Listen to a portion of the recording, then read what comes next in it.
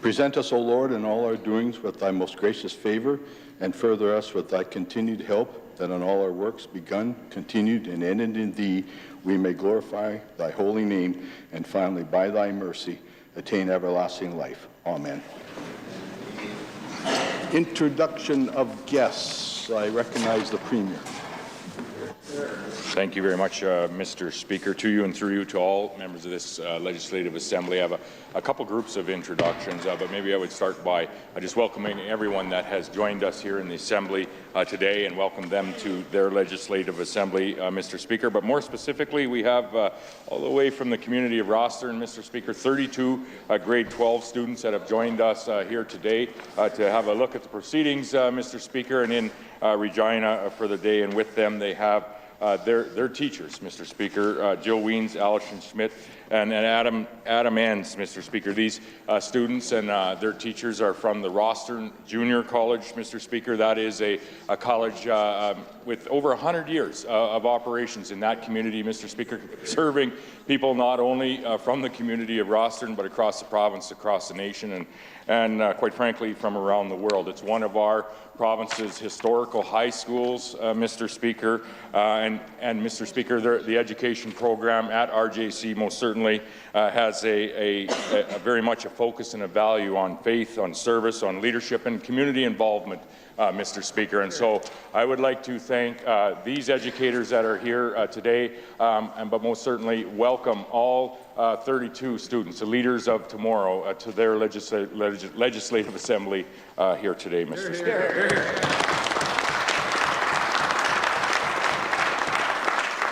Mr. Speaker, and while I'm on my feet, I've had the honour of having three guests join me for the last couple of days, Mr. Speaker. Three members of my family. I have a niece and two nephews that have spent about the last 36 hours down here in Regina, Mr. Speaker.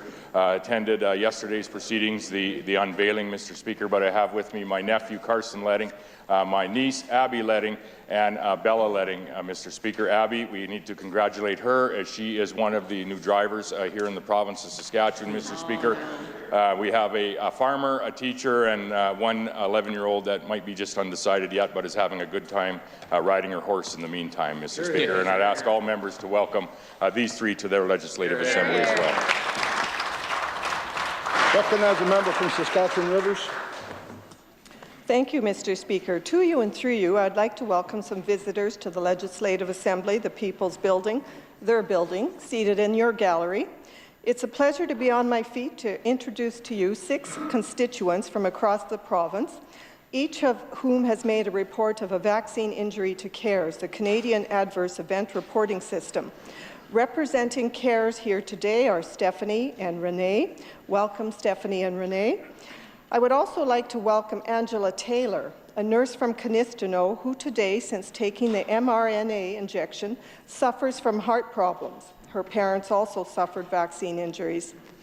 Andrea Cook from Regina is a former fitness and dance instructor and a Sask Polytech administration worker. I can say former because she suffered a series of cardiac medical events shortly after her shot. From Saskatoon are Sean O'Hagan, a construction manager, and Charlotte, a former teacher. After taking the shot, both Sean and Charlotte developed chronic tinnitus, a loud ringing in their ears. Also from Saskatoon is Leanne Dale. Her story is very unique as she tried to help her stateside son with his vaccination injury while also dealing with her own injuries. And finally, Mr. Speaker, please welcome Matt Green of Swift Current. He's a former public health inspector who trained with federal government's disaster planning training program. This program included formulating measures on how the pandemic should be handled, but were not followed. Accompanying Matt is his mother, Dixie Green. These people are all from different regions and diverse walks of life, but they all have something in common, Mr. Speaker. All of them suffered injury by taking the injection therapy. Some were coerced and some were not. But they have all been stonewalled by our medical system when trying to report their injuries. They've come here today in the hope that the Premier and the Minister of Health will meet with them. Welcome, everyone, and thank you for your courage in stepping forward to shine a light on the harm you have suffered. Thank you, Mr. Speaker. Please welcome this Assembly. Recognize the member from Moose Jaw Wakamo. Thank you, Mr. Speaker. To you and through you and to all members of the legislature, I'd like to introduce 12 grade 8 students from École St. Margaret and their teacher, and I'm probably going to butcher your last name, but I'm going to try it. Sarah Rufnage. Hopefully it's close. And École St. Margaret is one of our French schools in Moose Jaw through the Catholic system, and I want to welcome these students to their legislature along with their teacher. Thank you, Mr. Speaker. Recognize a member from Moose Jaw North. Thank you, Mr. Speaker. To you and through you and to all members of the Assembly, I would like to welcome 12 grade 12 students from Vanier Collegiate in Moose Jaw. They're seated in the West Gallery, Mr. Speaker. They're accompanied by their teacher, Nicholas Ruffiange, and I look forward to meeting these folks after question period today, together with my colleague from Moose Jaw Wakamo. So if all members could please join me in welcoming these students to their Legislative Assembly. Here. Recognize a member from Cannington. Speaker, I ask for leave for an extended introduction, please. Has been requested for an extended introduction. Is leave granted? Carried. Thank you, Mr. Speaker. First, I'd like to welcome my daughter, Claire Alexander, to her legislature, and I'd give her all a wave. Thank you. I'd also like to you and through you, I'd like to, and all members, I'd like to welcome and introduce 4 guests sitting in your Speaker's Gallery, Mr. Speaker. They are members of the Southeast Butcher Block Cooperative. From left to right, Trent Dorrance from Alameda, Justin Marcotte from Torquay, Marlo Brown from Carlisle, William Brown from Carlisle. Mr. Speaker, I ask all members to welcome these guests to their assembly. Thank you. Recognize a member from Cypress Hills. Thank you, Mr. Speaker. To you and through you, I'd like to welcome a family from the Great Southwest and the Cypress Hills area. First of all, I'd like to acknowledge Chelsea Thompson, Walker Thompson, Cody Thompson, and also, he doesn't want me to do this, you all know Sean, and my CA Sean. Welcome to your legislature today. Anyway, pleased to have you and welcome to your legislature this morning. Thank you. Recognize the Minister of Justice. Mr. Speaker, seated in your gallery, I would like to welcome Stacey Mueller here today. Ms. Mueller is a lawyer, the current director of the Dispute Resolution Office. She is here in light of her appointment to the Public and Private Rights Board, and more on that later, Mr. Speaker. Please join me in welcoming Ms. Mueller to her Legislative Assembly. Recognize a member from Regina Douglas Park. Thank you, Mr. Speaker. I'd like to join with the Minister in welcoming Stacey Mueller to her Legislative Assembly. I've had the opportunity of knowing Stacey for several years, as the Regina legal community is very small. She has done some incredible things in her relatively short years of legal practice. It's been amazing to watch her grow in her various roles. I'd like to congratulate her on this upcoming appointment that the Minister will be discussing this morning, and again ask all members to join me in welcoming her to her Assembly. Recognize a member from Milford. Thank you, Mr. Speaker. I would like to welcome Angie Taylor to her legislature as well. She's probably the most hospitable person in the Northeast, and we're glad to have you here today. Thank you. So join together with me and welcome Angie to her legislature. Here, here.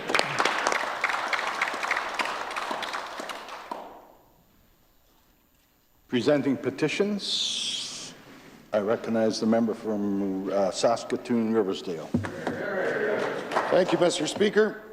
We, the undersigned residents of the province of Saskatchewan, wish to bring to your attention the following: that the NDP Liberal federal government continues to infringe on the rights of law-abiding Saskatchewan firearms owners, including hunters, trappers, sports shooters, and others, by introducing amendments to Bill C-21. That the new amendments to Bill C-21 represent an act of bad faith by the federal government, banning certain legally acquired firearms, that the amendments to Bill C-21 will not impede the criminal activities of firearm smugglers nor the acquisition of illegal firearms by criminal elements, and that the Chief Firearms Officer of Saskatchewan estimates that the amendment will instantly criminalize approximately 75,000 law-abiding Saskatchewan residents. We, in the prayer that reads as follows, respectfully request that the Legislative Assembly of Saskatchewan take the following action: to call upon the Government of Saskatchewan to explore all options to protect the rights of law-abiding firearm owners and denounce the amendments to Bill C-21. I do so present. Recognize the member from Saskatoon Fairview. Thank you, Mr. Speaker. I rise today to present a petition to the Legislative Assembly of Saskatchewan to stop the closure of public liquor stores. This decision recently to shutter the 34 remaining public liquor stores across Saskatchewan will see the loss of 350 good-paying, stable, unionized jobs, firing 350 people at Christmas time, Mr. Speaker. That public liquor stores have remained profitable and self-sufficient while providing good-paying, stable employment to 350 Saskatchewan residents, despite the competition of private, for-profit liquor stores. Revenue generated by public liquor stores helps to fund crucial public services like healthcare, education, and highways. And income earned by the employees in public liquor jobs is spent in Saskatchewan communities with taxes going back into the province's general revenue fund. I'll read the prayer. We, in the prayer that reads as follows, respectfully request that the Legislative Assembly of Saskatchewan call on the Government of Saskatchewan to immediately reverse the decision to close the remaining 34 SLGA liquor stores. This is signed by individuals in Priestville, Mr. Speaker. I do so present.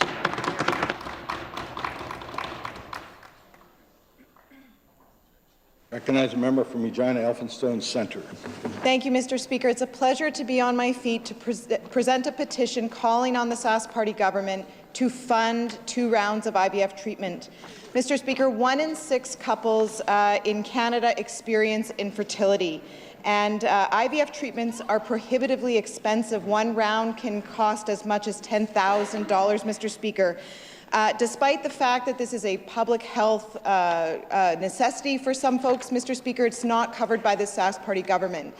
As someone who's a parent to a 3.5 and a 9-month-old that started my family, later in life, I faced down some fertility challenges of my own, Mr. Speaker, and I have many colleagues and peers that have had to resort to IVF successfully and unsuccessfully. And it's absolutely heartbreaking to see people having to remortgage their home to go without, to pursue these treatments. And of course, there's many families that are left out of this option due to their socioeconomic status. So, Mr. Speaker, I'll read the prayer. We, in the prayer that read as follows, respectfully request that the Government of Saskatchewan immediately move to cover the financial burden of 2 rounds of IVF treatment for Saskatchewan people experiencing infertility. The signatories of this petition reside in Weyburn. I do so present. Recognize a member from Saskatoon University. Thank you, Mr. Speaker. I'm pleased to rise once again to present our petition calling on the government to prohibit conversion therapy in Saskatchewan. The residents who have signed the petition would like to bring to our attention the following: that conversion therapy uses discredited and abusive practices which attempt to actively change sexual orientation, gender identity, or gender expression. The Saskatchewan Human Rights Code names sex, sexual orientation, and gender identity as one of the prohibited grounds of discrimination. The practice of conversion therapy or reparative therapy is seriously harmful to individuals and is opposed by the Canadian Psychological Association, the World Health Organization, and the American Psychiatric Association. The United Nations Convention of the Rights of the Child indicates that children should not be discriminated against based on sexual orientation or gender identity. I'll read the prayer. We, in the prayer that reads as follows, respectfully request that the Legislative Assembly of Saskatchewan call on the Government of Saskatchewan to ban the practice of conversion therapy and prohibit transporting youth and adults outside Saskatchewan for such purposes. Mr. Speaker, the petition today has been signed by residents from Munster and Humboldt. I do so present. Reading and receiving petitions, statements by members. I recognize member from Regina, Douglas Park. Mr. Speaker, I rise in the House today to recognize Festa Italiana that took place this past September. The Festa Italiana organizers celebrated their 50th anniversary this year with a jam-packed weekend full of events, memories, dance, and of course, food. The club originally opened in March of 1972, built on the backs of the founding members who put in more than just money to realize their vision for the community, Mr. Speaker. These original members also contributed countless hours of labor and volunteering, all so they could have a place to congregate with the Italian diaspora as they adapted to their new home right here in Regina. Today, the G. Marconi Canadian Italian Club hopes younger generations will continue to join the club and carry on the founders' legacy of hard work, Italian pride, and sharing their Italian heritage with Saskatchewanians. Regina continues to have a vibrant Italian community. They've opened their doors and facilities to a wide variety of events, and many here can attest to the value this club provides the entire city. Mr. Speaker, I ask that all members join me today in recognizing Festa Italiana and all the important contributions that the G. Marconi Canadian Italian Club and Festa Italiana has made in our community. Here's to another 50 years of culture, stories, and great food. Thank you, Mr. Speaker. Recognize the member from Saskatoon, Churchill, Wildwood. Thank you, Mr. Speaker. On October 5th, I joined community members, dignitaries, and day program participants in Saskatoon to celebrate the renovation of the Cosmopolitan Industries Day program. Community members received invitations to tour the facility and its 3 satellite locations. 2 of those satellite locations, Cosmo Market Mall and Cosmo Arlington, are located in my constituency. Cosmo Industries supports almost 400 people with intellectual and related disabilities in Saskatoon and the area through their day programming. Mr. Speaker, the Ministry of Social Services provided $100,000 in capital funding to improve the accessibility and function of the day program space. This supported work program renovation aligns with the Saskatchewan Disability Strategy by creating opportunities for inclusion. One of the additions was a plant pot wash area where pots are cleaned for reuse for research by agricultural companies in the province, and it also keeps 200,000 plant pots out of the landfill each year. Mr. Speaker, Cosmo Industries has a history of innovation in recycling. They were the first local company to offer shredding services in Saskatoon and are the only nonprofit organization that provides deposit container collection from homes. I ask all members to join me in congratulating Cosmo Industries for their successful day program renovation. Thank you, Mr. Speaker. Recognize a member from Saskatoon Fairview. Today I rise to recognize World AIDS Day. It's important to take this time to address the state of the HIV crisis in Saskatchewan, one that should be cause for concern to every member of this chamber. Since the beginning of the AIDS epidemic, tens of millions have died in the face of stigma. But with a vaccine on the horizon, expanded use of PrEP, and treatments to live a long, healthy life, there is reason to be optimistic. Yet Saskatchewan has an HIV rate more than twice the national average. Without the government's passionate resolve to address this, it's hard for many to be hopeful. We must continue to support those affected by HIV and work to end the stigma of living with HIV. Harm reduction services can do amazing work to prevent the spread of HIV, but the provincial government has denied funding to safe consumption sites equipped to make a real difference. Combined with increasing socioeconomic risks like homelessness and substance use disorders, the uncertain trajectory for HIV and AIDS in Saskatchewan is alarming. Let us recognize those who in the past 4 decades have fought on the front lines and remember the lives lost due to the inaction of leaders and governments. I call on all members to commit today to ending the HIV crisis in Saskatchewan. Thank you, Mr. Speaker. Recognize the member from Athabasca. Thank you, Mr. Speaker. Today, I would like to highlight and recognize one of my constituents whose contribution to this province are exceptional. Robbie Gardner is a Director of Land Operations with the Saskatchewan Public Safety Agency. His career with the province started in 1976 as a firefighter protection worker, and he has been serving Saskatchewan and his home community of Alla-la-Crosse ever since. Last month, Robbie received an Indigenous Wildland Firefighter Honour from the Wildland Fire Canada Conference. This national award was given in recognition of his contributions to his community. The occasion was acknowledged by elders with a blanket ceremony, which Gardner said was the greatest honour of his career. Since the start of his career, Robbie has used his role to make a difference and to build relationships within his community. He connects government, small communities, and Indigenous communities, helping them understand one another. Robbie recognizes that elders have the knowledge of the land and that the government has resources and technology that can support a community. He sees a relationship building and sharing of knowledge on both sides of the path is to success. Mr. Speaker, I ask all members of the Legislative Assembly to join me in congratulating Robbie Gardner on his honour and thanking him for his contributions to our province. Thank you. Here, here. Recognize member from Cut Knife Turtleford. Thank you, Mr. Speaker. On November 4th, Harry and Jean Lake were presented with the Lloydminster Agricultural Exhibition Association Cattleman of the Year Award. I personally had the privilege of speaking at the event, as the Lake family and I have been friends since I moved to Turtleford back in 1994. Mr. Speaker, the Cattleman of the Year Award is presented to people who have made an astounding contribution to the cattle industry, as well as their commitment to excellence, exemplifying quality rural life and involvement in the community. Harry and Jean Lake are the fourth generation to raise their family on land near Turtleford, homesteaded by Harry's great-grandfather, John, in 1906. Harry mentioned that many things have changed on the farm over the past 116 years, but the goal of growing crops and raising livestock while being good stewards of the land has remained the same. The Lakes raised 3 children on the farm, and they were all members of the Mervyn 4-H Beef Club.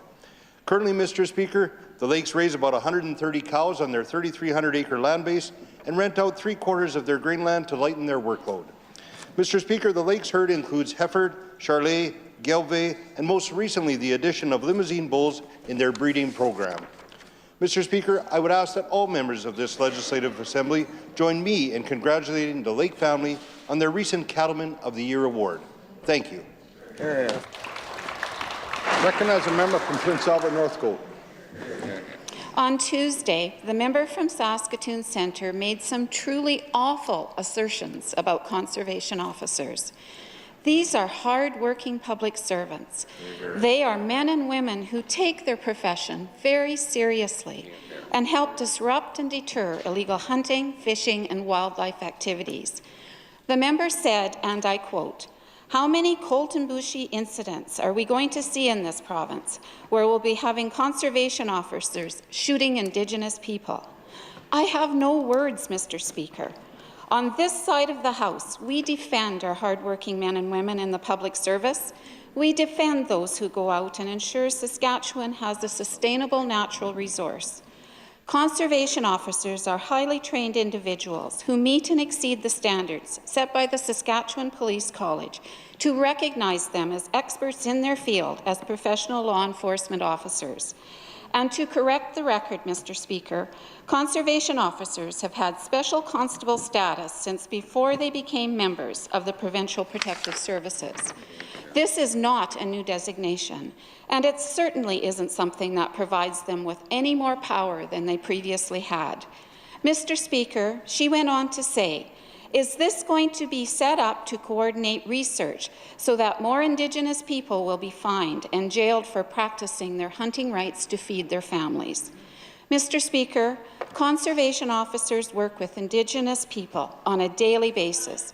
They take their responsibilities seriously and continued work to build public relations with our individuals in our province.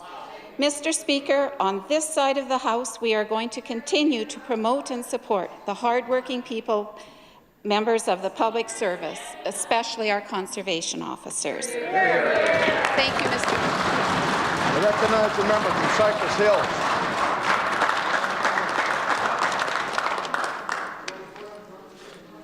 Thank you, Mr. Speaker. There's only a few days left in the Canadian Western Agribition, whether it's the Alpaca Halter Show or on Tuesday or the Sentinel Show on Wednesday. Guests came away with more knowledge for their own practices. This year, the Agribition had 543 exhibitors, an amazing number, with 2,042 different animals, 9 of these being international exhibitors. Mr. Speaker, these producers and delegates and visitors are key partners in telling the Saskatchewan story. Agribition gives us the opportunity to show the world our innovative practices and sustainable agriculture. 142 guests from 13 countries are expected to attend this year's Agribition. Agribition also gives us the opportunity to talk directly to producers and manufacturers about issues relating directly to our constituencies. This way, we connect both the industry and citizens, ensuring they get the best equipment in the world and available right at their home. I know that many of my fellow members will be attending the rest of this week's exhibition. Through you, Mr. Speaker, I ask all the members to join me in congratulating the Western Agribition on another successful show. Thank you. Question period. I recognize a member from Saskatoon Eastview. Mr. Speaker, the Education Minister has tied himself in knots trying to defend qualified independent schools, defending anti-science textbooks, intervening in media interviews completely outside of his ministry, doing nothing on repeated allegations of abuse in the classroom. He couldn't even agree to tie funding of qualified independent schools to the protection of human rights, the human rights of kids. It shouldn't be that hard. Will he commit to those human rights today? Recognize the Minister of Education. Thank you very much, Mr. Speaker. We support the ability for parents in this province to be able to choose where they educate their children, Mr. Speaker. We have a variety of categories when it comes to independent funding, Mr. Speaker, in independent schools, Mr. Speaker, whether that be historical high schools, like the member formerly taught at, Mr. Speaker, or whether it be associate schools or qualified independent schools. In fact, Mr. Speaker, the largest number of students that attend independent schools in this province actually attend independent schools that are associated with public and Catholic school divisions, Mr. Speaker. So even the public and Catholic school divisions have recognized that there should be choice in education, Mr. Speaker, and that parents should have the ability to choose where they send their children, Mr. Speaker. We do want every child in this province to be at a school that is safe and welcoming, Mr. Speaker. And Mr. Speaker, we strive to do that each and every day. Recognize the member from Saskatoon Eastview. Mr. Speaker, we do have excellent historical high schools and associate schools, and that minister should know that they have very different regulations than the schools we're talking about today. He should know that. This Sask Party government's failed leadership and their choice to look the other way is hurting students, including students like Cody Hamilton, who joins us today in your gallery, Mr. Speaker. He has bravely shared stories of his experience at a qualified independent high school. His story of being outed and shamed by the school principal left him thinking about suicide. Why, after hearing story after story, is this education minister scrambling to find excuses instead of solutions to keep our kids safe? Recognize the Minister of Education. Thank you very much, Mr. Speaker. Mr. Speaker, I do want to welcome Cody to his Legislative Assembly, Mr. Speaker.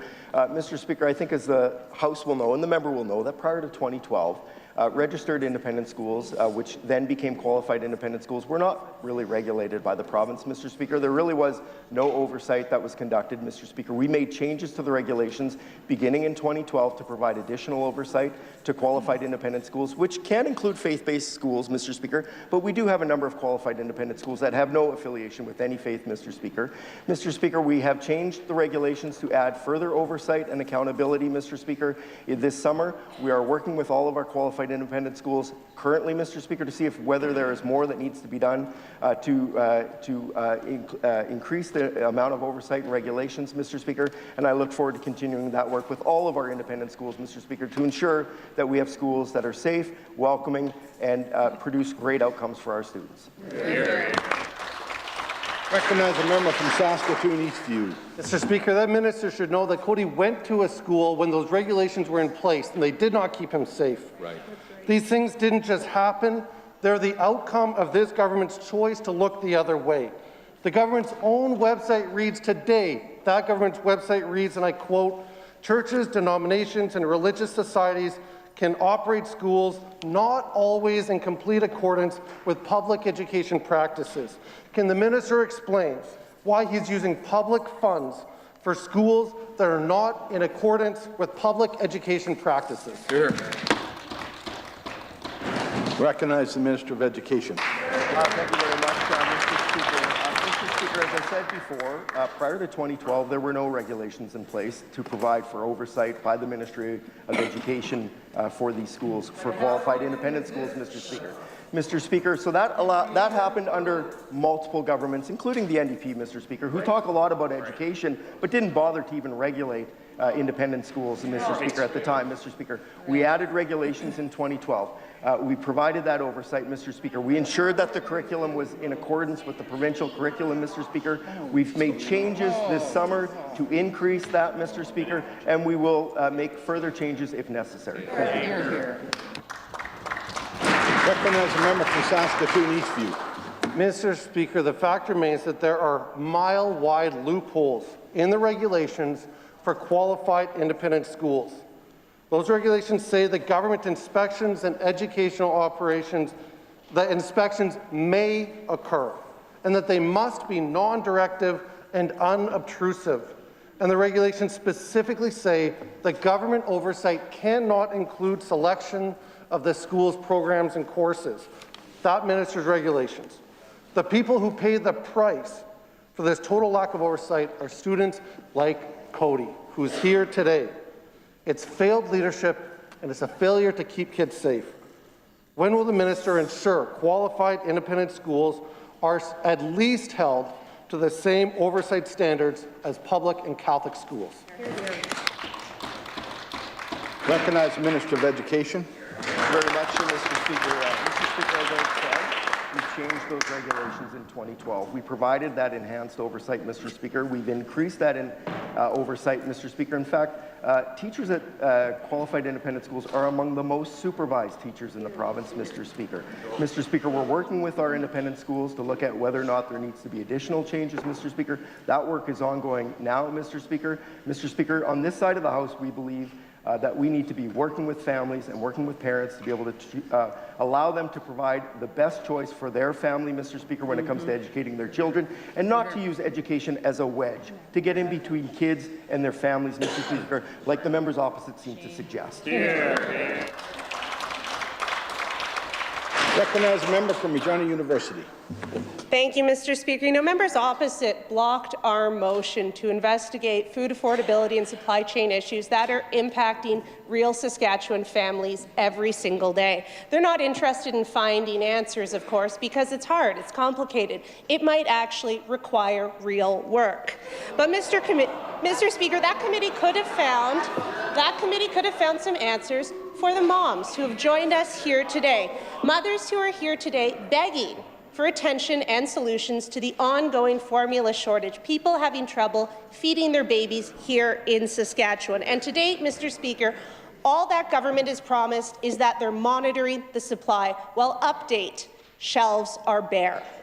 This is failed leadership, Mr. Speaker. Parents worried about feeding their babies. Can they not offer any solutions to the countless parents who are struggling every day to keep their children fed? Recognize the Minister of Rural and Remote Health.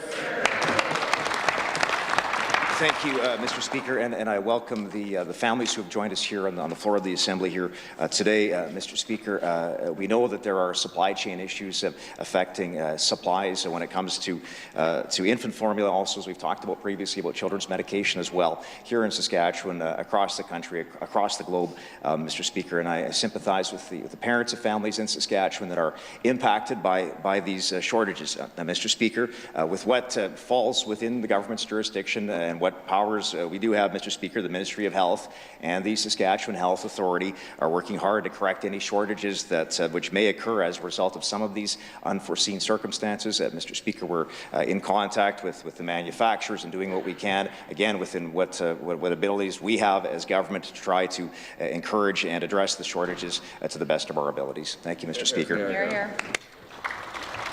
Recognize the member from Regina University.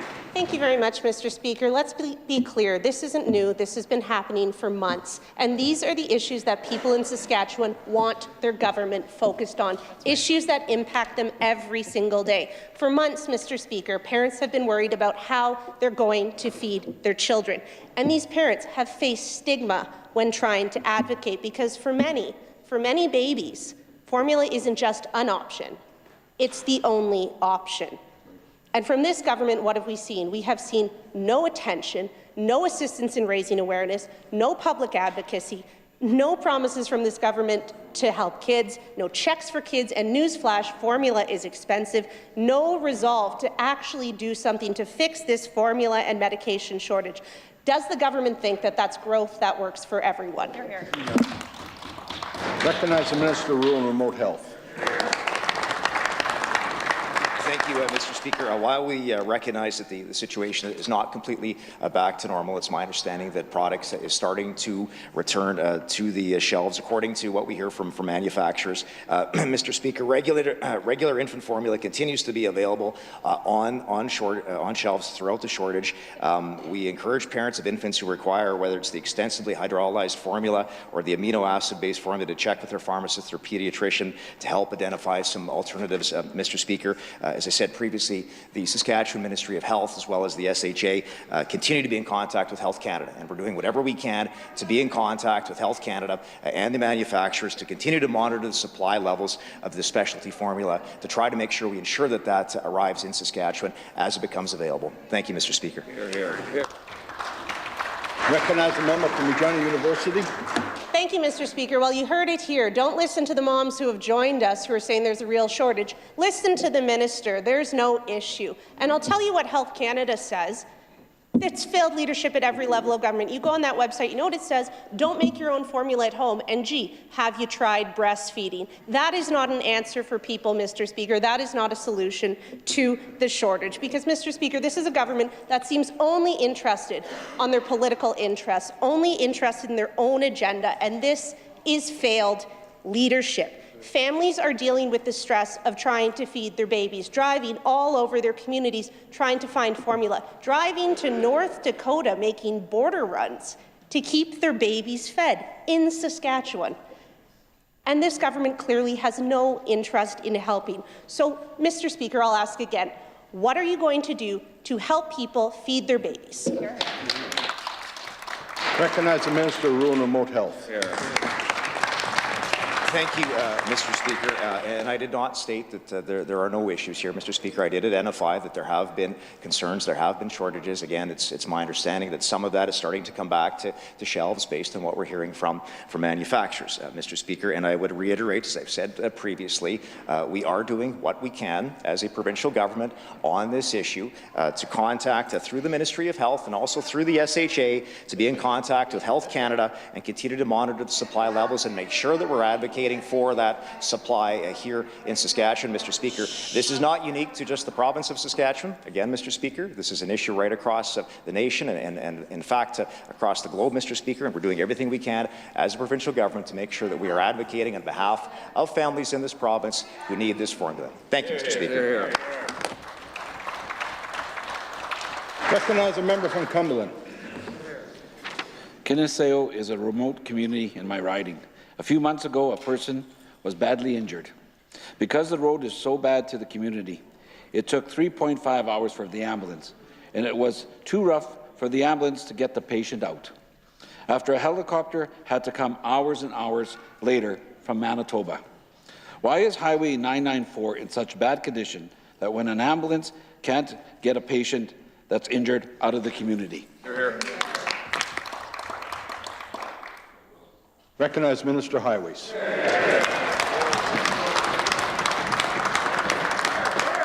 Thank you, Mr. Speaker. I thank the member opposite for the question. We are We know that we have a number of communities in our province that are single access communities like Kinisao up in the Cumberland constituency, Mr. Speaker.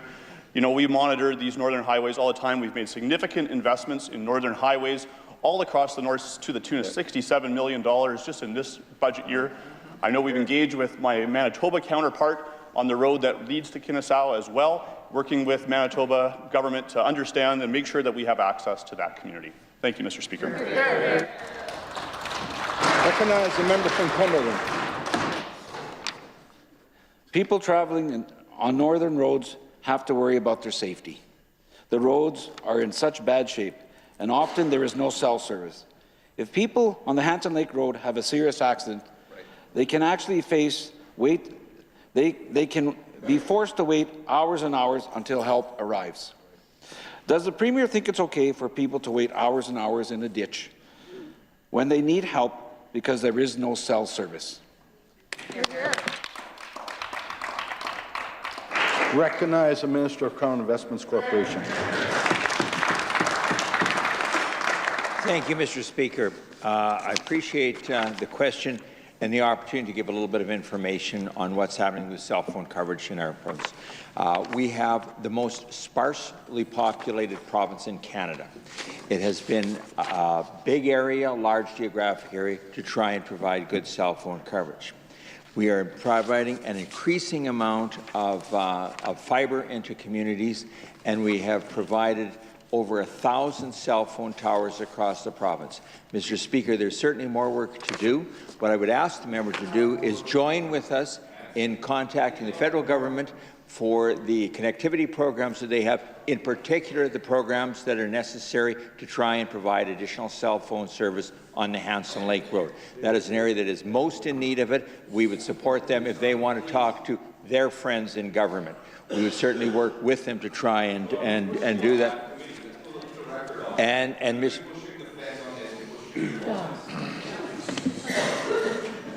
Recognize member from Cumberland. Ever since this government shut down STC, people in the north struggle to get around. The town of Creighton is self-funding transit because it can't afford to any more alone. The town of Creighton is self-funding transit, but can't afford to any more alone. They need the funding from this government. How will people get to Prince Albert Saskatoon if the service is shut down? Does the Premier think it's okay to leave people stranded in the north with no way to get out? Is this growth that works for everyone? Recognize the Minister of Highways. Thank you, Mr. Speaker. And as I mentioned in my previous answer to the member opposite, this is a government that has made significant investment in northern infrastructure, Mr. Speaker. Millions of dollars invested in northern airports and roads. Mr. Speaker, the members opposite have no credibility when it comes to investments in the north. Their vision for the north is no uranium, no forestry, Mr. Speaker. Our vision for the north is people in communities who have good jobs so that we can make investments like Ducharme Elementary in La Loche and long-term care in La Ronge, Mr. Speaker. That's this government's vision for the north. Recognize the member from Cumberland. Mr. Speaker, let's be clear. 15 years you've been in charge of the northern roads, and you're done a terrible, terrible job, let me tell you. People in the north aren't getting what they need. Bad roads, no cell service, no transit service between communities.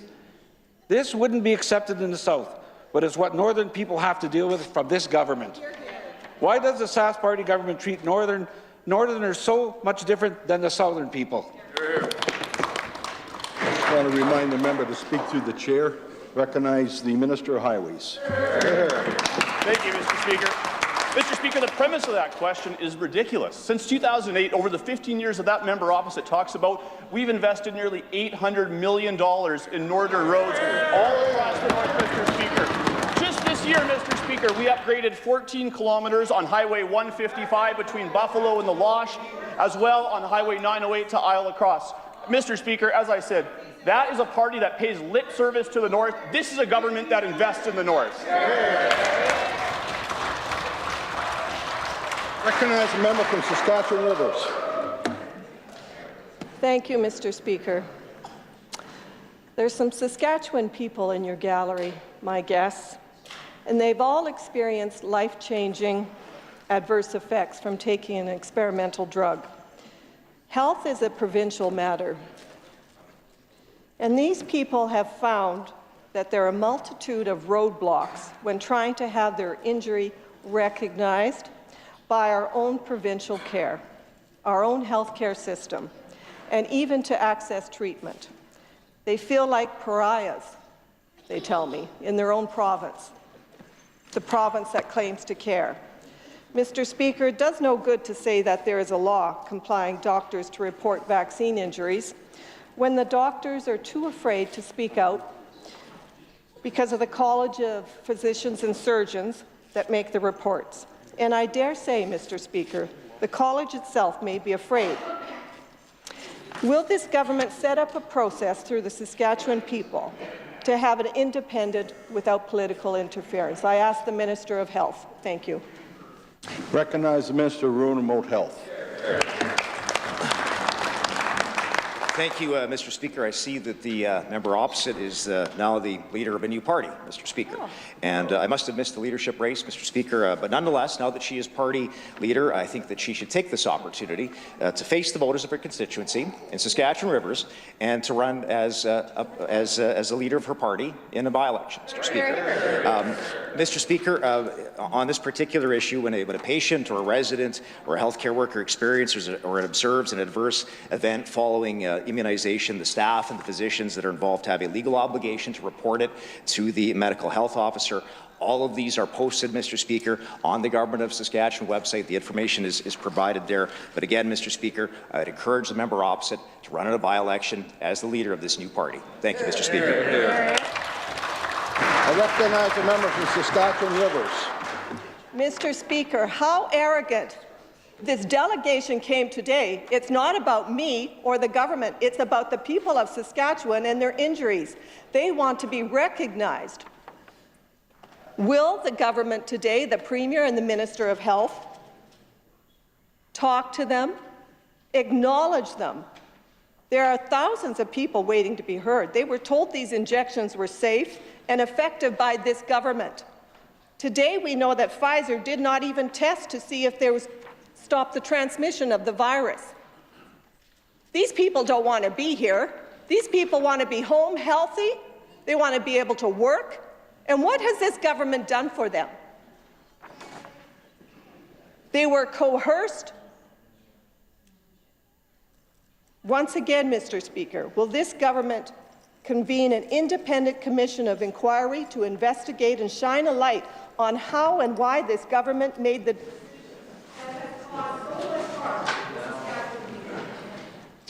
I recognize the Minister of Rural and Remote Health.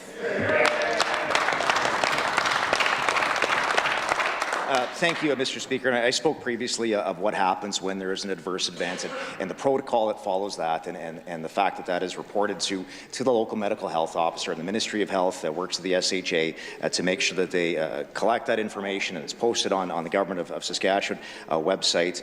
Mr. Speaker, since the most recent update I have is as of late November, there's been over 2.7 million doses of COVID-19 vaccine administered across Saskatchewan, and there have been serious adverse reactions at less than 0.004% of all these vaccines administered. Mr. Speaker, we continue to encourage people to get vaccinated against COVID-19, against the flu, Mr. Speaker, to protect not only themselves, but their family members and their communities and our healthcare system, Mr. Speaker. It's the right thing to do. Thank you, Mr. Speaker. Recognize the member from Saskatchewan Rivers. Mr. Speaker, the right thing to do today is for the Minister and the Premier to meet with this delegation and to hear their concerns so they don't feel that they're devalued by their government, by Saskatchewan. They would like to know when the members opposite began to realize what information they were basing their decisions on, did not provide the information citizens needed to make an informed medical decision. It even created conditions where people were, and still are apparently, being coerced by employers to take this genetic therapy. Once again, will the Premier and the Minister of Health meet with their people of Saskatchewan and hear what their concerns are? Listen to the people. They want to be acknowledged for their citizenry of Saskatchewan. Do the right thing. Recognize the Minister of Rural and Remote Health. Thank you, Mr. Speaker, and I too would encourage the member for Saskatchewan Rivers to listen to the people of her constituency by running in a by-election, Mr. Speaker. If that's, and each and every one of us is elected to represent our constituents, and I would encourage her to do the same, Mr. Speaker. And she has a new party of which she's apparently the leader, Mr. Speaker. And I'd encourage her to run in that by-election and put that question to her constituents. Mr. Speaker, we take this very seriously, the health and safety of people across Saskatchewan very seriously. And we've had 2 very challenging years throughout the pandemic, Mr. Speaker, making decisions with the advice that we have coming from folks like our Chief Medical Health Officer, Dr. Shahab, and other experts within the area of healthcare to provide us with the advice that we needed to make the decisions, very difficult decisions throughout the pandemic, Mr. Speaker. We stand by the decisions that were made, Mr. Speaker, and are doing this in order to support our healthcare system and the overall health of the people of Saskatchewan. Thank you, Mr. Speaker. Hear, hear. Recognize the member from Saskatchewan Rivers. Thank you, Mr. Speaker. This government knows that the federal government pretends to offer vaccine-injured people. It's a joke. Health care is a provincial matter, and this government needs to take responsibility from the harm it has created, that it's inflicted on its own people, Saskatchewan people. If we are to be autonomous, then let us take care of our own and not try to offload responsibility to the feds, as this government currently has done all session.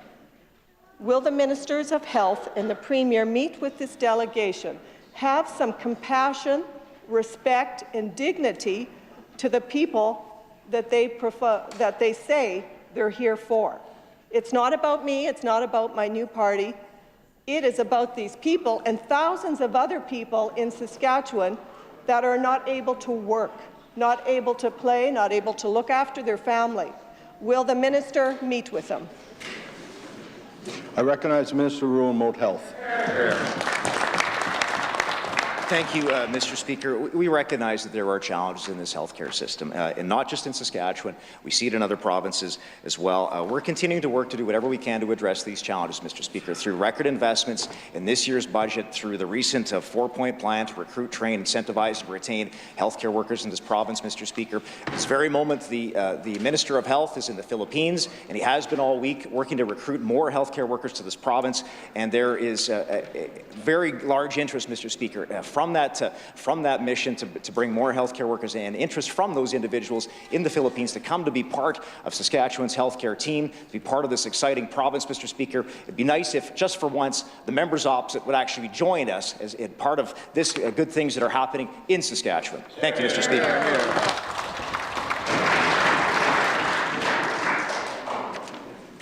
Ministerial statements. Introduction of bills. Item number 1, the Honourable Ms. Tell. Recognize the Minister of Corrections, Policing and Public Safety. Thank you, Mr. Speaker. I move that Bill number 117, the Saskatchewan Firearms Act, be now introduced and read a first time. It is being moved by the Minister that Bill number 117 be now introduced and read a first time. It's a pleasure of the Assembly to adopt the motion. Carried. First reading of this bill. When shall the bill be read a second time? I recognize the Minister. Next sitting.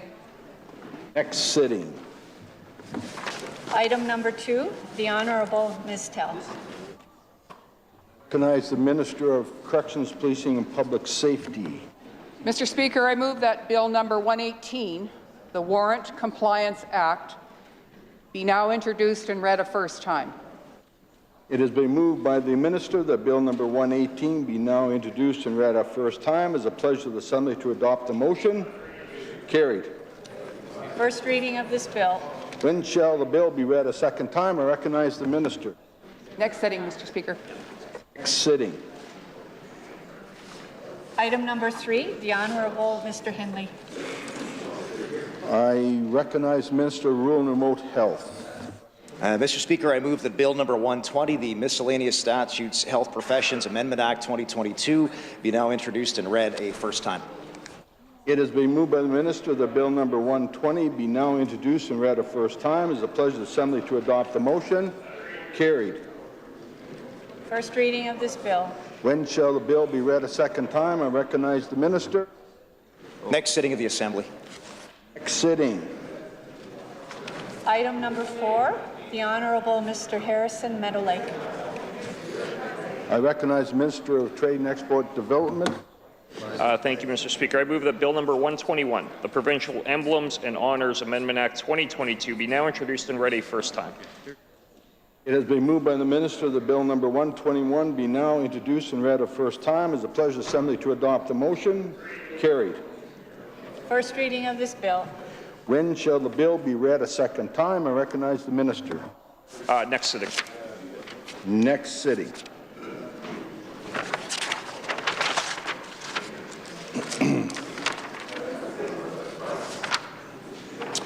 Presenting reports by standing and special committees. I recognize the Chair of the Intergovernmental Affairs and Justice.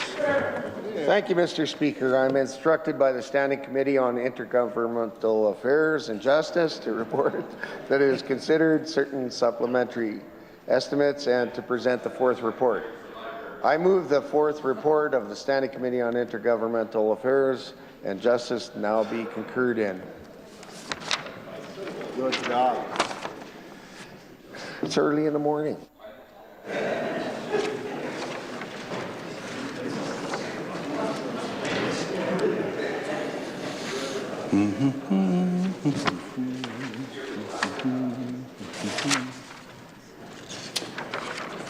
It has been moved that the fourth report of the Standing Committee on Intergovernmental Affairs and Justice be now concurred in. Is the Assembly ready for the question? It is the pleasure of the Assembly to adopt the motion. Carried.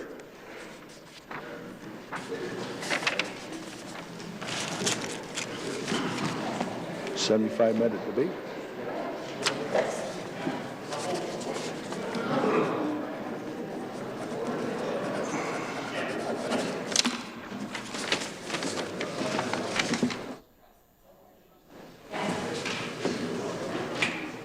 I recognize the Minister of Justice. Thank you, Mr. Speaker. I would like to request leave to move a motion for an address to His Honour the Lieutenant Governor regarding an appointment under the Expropriation Procedure Act. The Minister has requested leave to move a motion for an address to His Honour the Lieutenant Governor regarding an appointment under the Expropriation Procedure Act. Is leave granted? Leave has been granted. The Minister may proceed. Thank you, Mr. Speaker. I move that a humble address be presented to His Honour the Lieutenant Governor recommending that effective November 29, 2022, Stacey Mueller be appointed as a member of the Public and Private Rights Board for a term of 5 years pursuant to Section 6 of the Expropriation Procedure Act. The Minister has moved that a humble address be presented to His Honour the Lieutenant Governor recommending that effective November 29, 2022, Stacey Mueller be appointed as a member of the Public and Private Rights Board for a term of 5 years pursuant to Section 6 of the Expropriation Procedure Act. Is the Assembly ready for the question? The question before the Assembly is the motion moved by the Minister that a humble address be presented to His Honour the Lieutenant Governor recommending that effective November 29, 2022, Stacey Mueller be appointed as a member of the Public and Private Rights Board for a term of 5 years pursuant to Section 6 of the Expropriation Procedure Act. It is the pleasure of the Assembly to adopt the motion. Carried. Oops, sorry.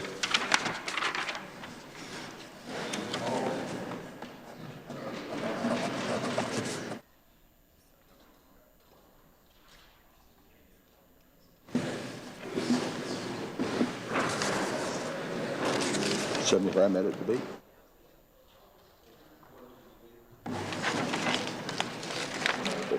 Orders of the day. 75-minute debate. Mr. Donatar. Recognize a member from Cut Knife Turtleford. Thank you, Mr. Speaker. I'm honored today to provide a few words in support of our international trade, which has resulted in the success of Saskatchewan-produced exports, largely in part due to our existing and additional trade offices open to assist us in the world market. Mr. Speaker, Saskatchewan is a global leader in producing and supplying high-quality agricultural products required by the world and its fastest-growing countries. That is why this government has made decisions earlier on to add to our network of existing international trade offices to include London, United Kingdom, Dubai, United Arab Emirates, Mexico City, Mexico, and finally, Ho Chi Minh City, Vietnam. Mr. Speaker, this move will enable Saskatchewan to have a stronger presence in these regions by expanding our international trade network. I believe in our very valuable agriculture industry and really the value that it brings to this province, this country, and the world. We need to continue to remind our non-agricultural sector, and certainly our federal government, that Saskatchewan produces the food, the fuel, and the fertilizer that the world needs. Exports are a big part of our economy that I believe that the average citizen may not understand, along with our current federal government, who doesn't even realize the impact that it has, Mr. Speaker. I make this comment because if the federal government was doing their job, as they do have trade offices throughout the world, we would have more than just a few limited success stories to share. However, the reality is that the federal government has no idea what we export, nor do they have any idea what the challenges are that we face when we are trying to negotiate with other countries. Establishing markets in a foreign country is a complex issue, and there's a variety of products that we produce in this province, which is not limited to just our grain commodities, but also several natural resources, manufacturing and mining products as well, which can be valuable products to other countries if it's approached in the right manner, Mr. Speaker.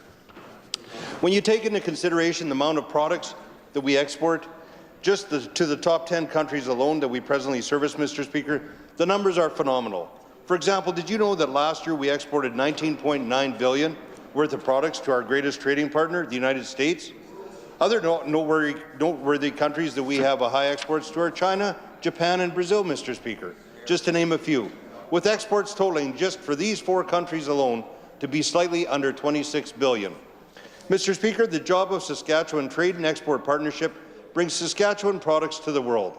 International offices serve to advance Saskatchewan's growth mandate and support provincial interests by strengthening and leveraging strategic partnerships internationally and coordinate on behalf of government partners to achieve Saskatchewan's growth plan targets.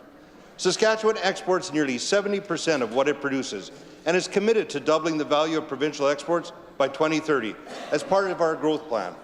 Saskatchewan is the world's leading exporter of lentils, peas, canola, flax, oats, and durum wheat. This province is the world's top producer of potash and a major supplier of uranium with unrealized potential in diamonds, base metals, and precious metals. To put that into perspective, Mr. Speaker, just to give you an idea of how exports play such an important part to our economy, I'll list some examples of what kind of dollar values we're talking about. For example, in 2021, some of our top products that were exported was oil at $8.6 billion, potash at $7.1 billion, wheat at $4.1 billion, canola seed at $3.6, lentils at $1.7 billion, and peas at $1.1, just to name a few. Our government has worked diligently over the past several years to create one of the most competitive business environments in North America, with competitive taxes and incentives and a responsive government.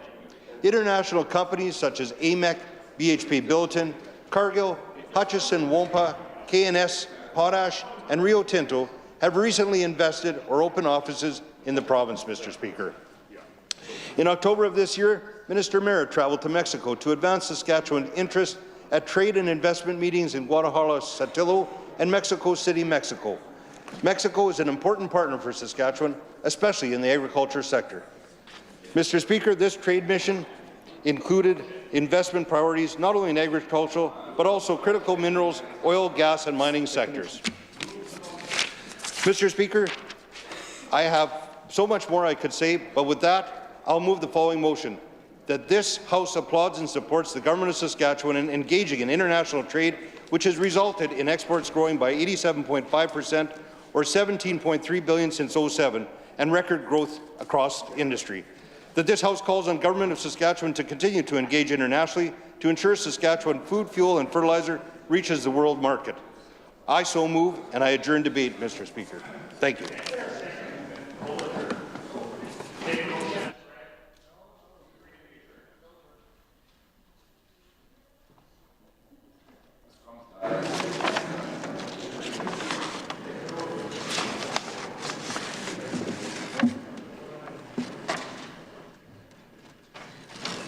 question before the Assembly is the motion as read. As read, is it the pleasure of the Assembly to adopt the motion?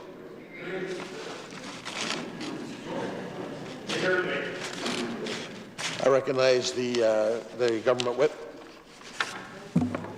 Mr. Deputy Speaker, I move that debate do now adjourn. It is the pleasure of the Assembly to adjourn debate. Is it the pleasure of the Assembly to adjourn debate? Carried.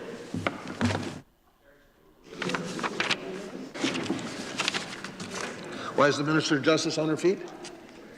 Deputy Speaker, to request leave to move a motion to approve and adopt the Constituency Boundaries Commission final report. The Minister has requested leave to move a motion to approve and adopt the Constituency Boundaries Commission final report. Is leave granted? Leave has been granted. I recognize the Minister. Mr. Deputy Speaker, I move that the Constituency Boundaries Commission of Saskatchewan final report, being sessional paper number 2 of the 3rd session of the 29th Legislature, laid before this Assembly by the Speaker, be approved and adopted.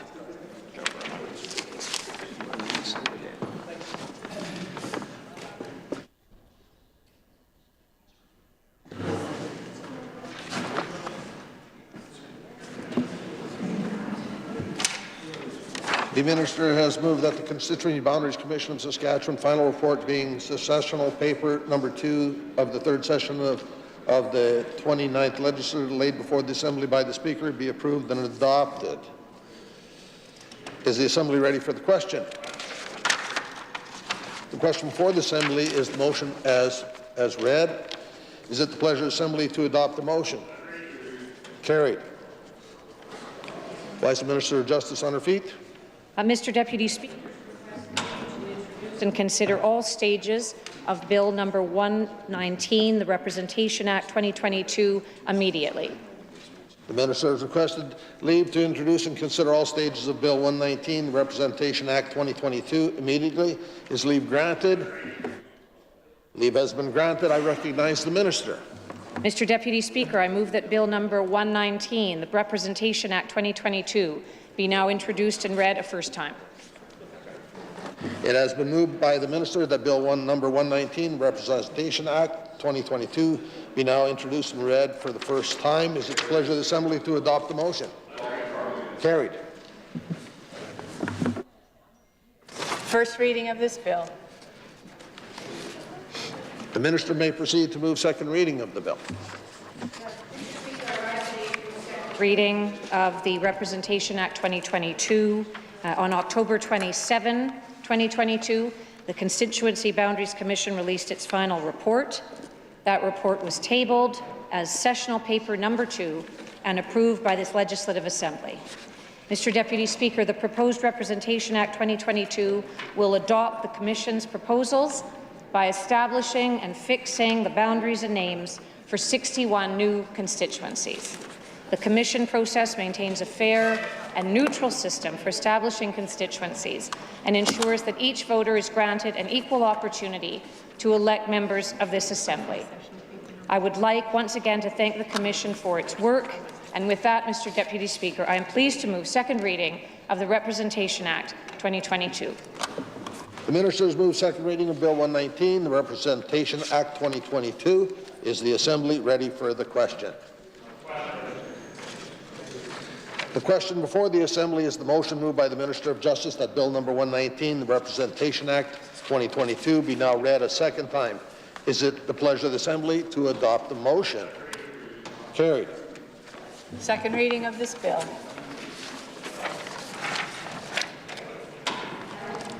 To which committee shall this bill be committed? I recognize the Minister of Finance.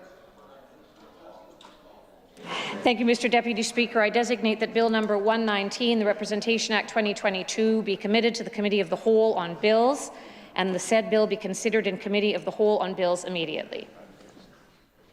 This bill stands committed to the Committee of the Whole on Bills. Committee of the Whole on Bills.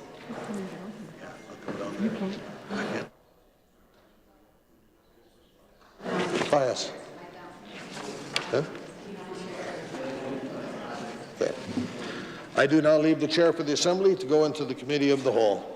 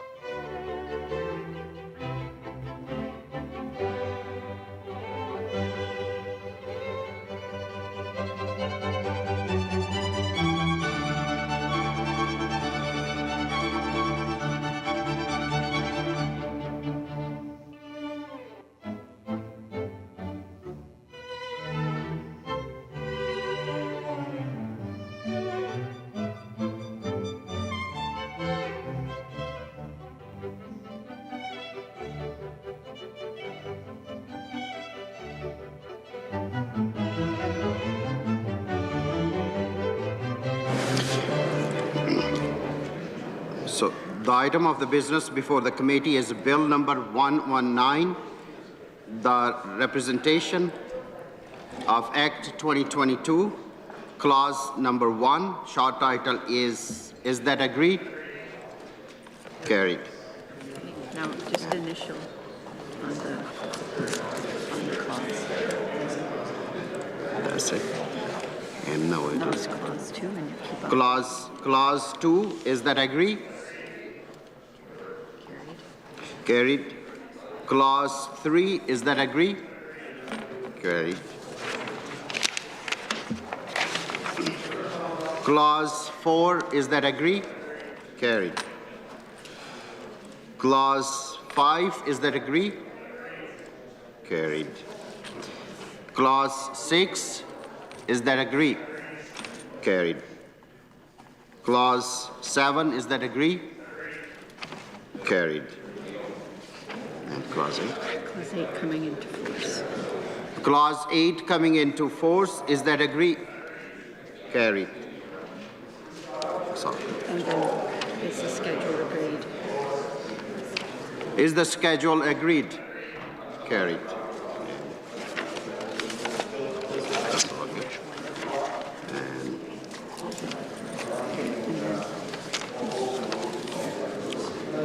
Yes.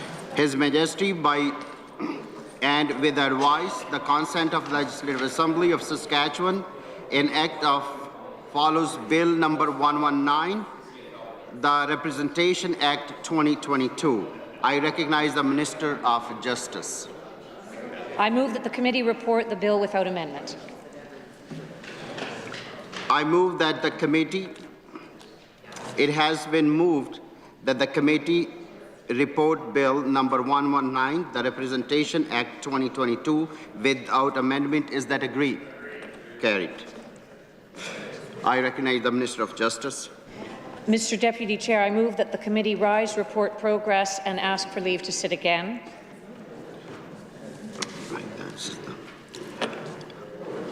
It has been moved by the Minister that the committee rise, report progress, and ask for the leave to sit again. Is that agreed? Is that agreed? Carried. Should I initial that? Yeah. Okay. Carried. That's all. Where's our chair? That's it. That's it. Well, that's some more. No, that's okay. Now, Should I give it? when you go back.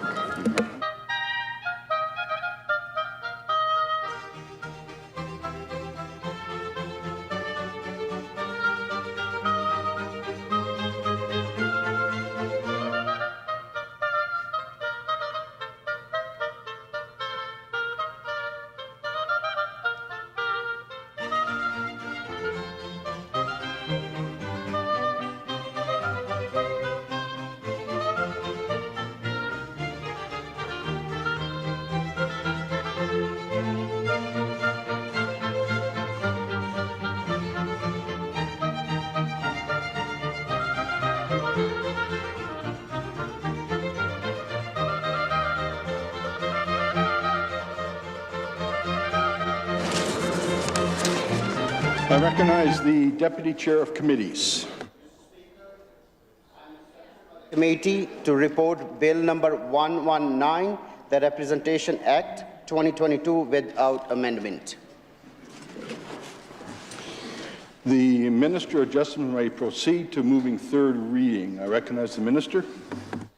Thank you, Mr. Speaker. I move that this bill be now read the third time and passed under its title. Hear, hear. It has been moved that Bill number 119, the Representation Act 2022, be now read the third time and passed under its title. Is the Assembly ready for the question? Is it a pledge of the Assembly to adopt the motion? Carried. Third reading of this bill. When shall the committee sit again? I recognize the Minister of Justice. Speak. Next. Next sitting.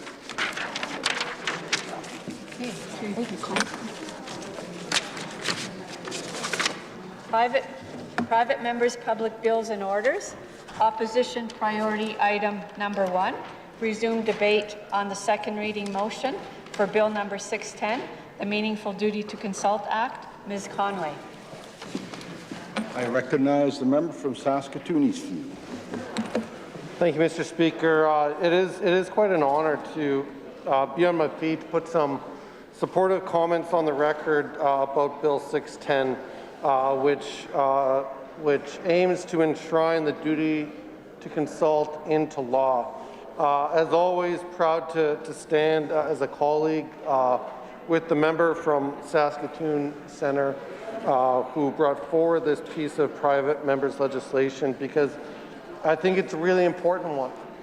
And it's got my support for a number of reasons that I'd like to put on the record today. And I hope that as all treaty people in the Assembly here today are partners in that treaty, that we'll find support on both sides of the aisle for this very important piece of legislation. First of all, Mr. Deputy Speaker, let's look at what this legislation aims to do. This legislation, this bill, defines when consultations are required, and it provides specifics on what those consultations need to look like and which treaty and inherent rights are protected. This is a very significant part of this legislation, Mr. Deputy Speaker, because currently those specifics are absent. And what I've read from the Minister for Government Relations is he says that 70 First Nations and 10 tribal councils have been notified. This Sask Party government needs to know that notifying not just important stakeholders but rights holders and treaty partners is not the same as consultation, and that this legislation will codify that into law, what that needs to look like. Now, we've seen a track record from this government throughout this fall session on a number of pieces of legislation that have not been consulted in a meaningful way. As critic for education, I can point to the changes in distance learning being unilaterally imposed on our public school divisions without a shred of consultation. And when the minister was asked about this in this Assembly, he simply said that they chose to do it and that they'll continue talking to school divisions after that decision has been made as they move forward. That's not the way to build trust. That's not the way to build relationships. That certainly is not the spirit and the intent of a treaty relationship. Failure to meaningfully consult and to build that relationship is central to the treaties, and notifying First Nations is not the same. So I think that this legislation, providing the details on what it means, when consultation is required, what that looks like, is very important. Furthermore, Mr. Deputy Speaker, the government says that they're currently reviewing their flawed duty to consult policy, but they're not interested in enshrining it into legislation. Again, here we see a significant discrepancy between what we're hearing from the Sask Party government and what we're hearing from leaders, First Nations and Métis leaders from across the province. I know my colleague has done that work to consult. She continues to do that work throughout this process. She has brought many of those leaders here to sit in the galleries, to speak to media, to be here to validate on our concerns about this government's refusal to put that, to legislate that, instead relying on policy. But it remains, Mr. Deputy Speaker, that policy is not the same as legislation, and that the duty to consult needs to be enshrined into law for it to have the teeth to be enforced and to be followed through on. Mr. Deputy Speaker, when the government fails on the duty to consult like it is today, it means that First Nations and Métis people are forced to take the government to court, something that would be very costly for taxpayers. So again, I think that the work done by my colleague on this bill to do that consultation, to build the meaningful relationships in support of that treaty, that sacred treaty relationship is admirable, and that's the kind of work that should be done by the government and the kind of trusting relationship that should be built by the government. Now, Mr. Deputy Speaker, I maybe have suspicion that one of the challenges that we see here comes down to treaty education. Now, I'm aware, as critic for education and as a teacher on leave, that we were the first province in this country to require mandatory treaty education in our public Catholic school systems and Francisco. That's an important thing, no doubt. But many of us in this room, we can acknowledge, and it's certainly not a partisan statement, we're not school age at that time and maybe missed out on that important learning in our development as people and as Canadians and as treaty people. But unfortunately, we have some instances from the past where we get a look into what this government's view is on treaty education, and it doesn't make me happy in any way to bring this up, to raise this in the Assembly again, because it's a shameful period in 2017 when then Education Minister decided to put some words on the record in this Assembly and in the media, dragging down the importance of treaty education, dragging down the importance of reading about our history in Canada, history that has dark moments. That we have a history of colonization, of racism and injustice that our children absolutely need to learn about. That's the truth part that comes before reconciliation. So I'm looking at Hansard record from November 1st, 2017, when then Minister for Education, who's currently sitting opposite, said that, quote, "My grade 8 son brought a homework sheet home the other day. They're always sheets in which he was asked to outline nothing less than his vision of his collective past, his country, and his world. As background, however, he'd copied from the board the following facts which were presented as fact. The European and European settlers were colonialists, pillagers of the land, and they knew only buying and selling and didn't respect Mother Earth.